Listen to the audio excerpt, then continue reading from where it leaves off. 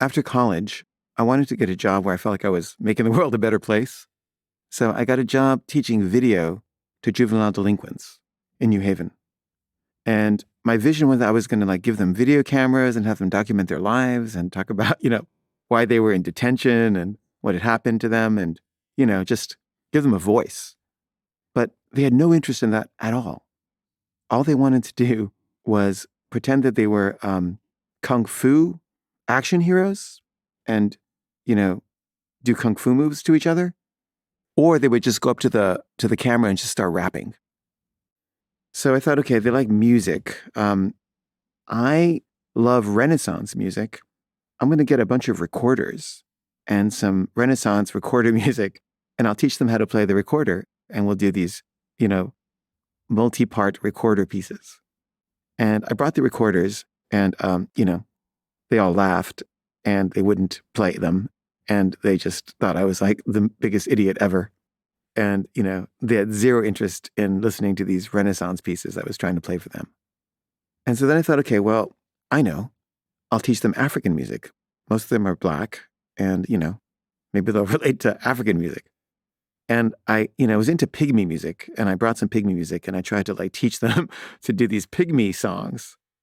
And again, they had zero interest. They thought I was an idiot and, they wouldn't do it. They wouldn't do it at all. And basically my whole gig there was not working.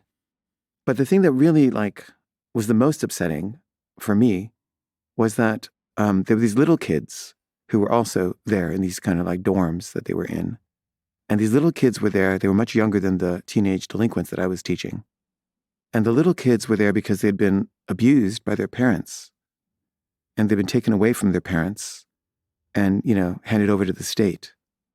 And there wasn't enough money to put them in a separate facility. So they put them in the same facility that they housed the juvenile delinquents in.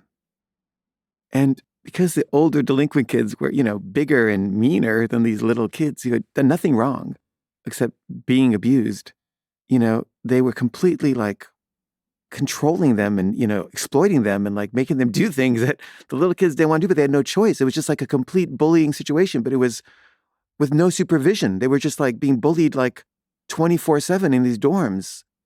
And they were little. And these delinquents were tough, violent kids who were there because they had committed crimes.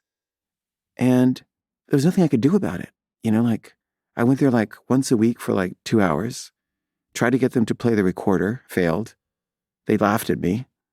And, I tried to go to the authorities and try to, see if there's any way to move the little kids to some other place, but there wasn't. And it was so depressing that I just, I quit the job and I kind of turned my back on any kind of social work. It just seemed too painful. And, I think my idea of making the world a better place by sort of grappling with, the actual people involved kind of ended after that. I think I just felt like it was too painful and I felt too powerless. And I thought, I'm just going to make art.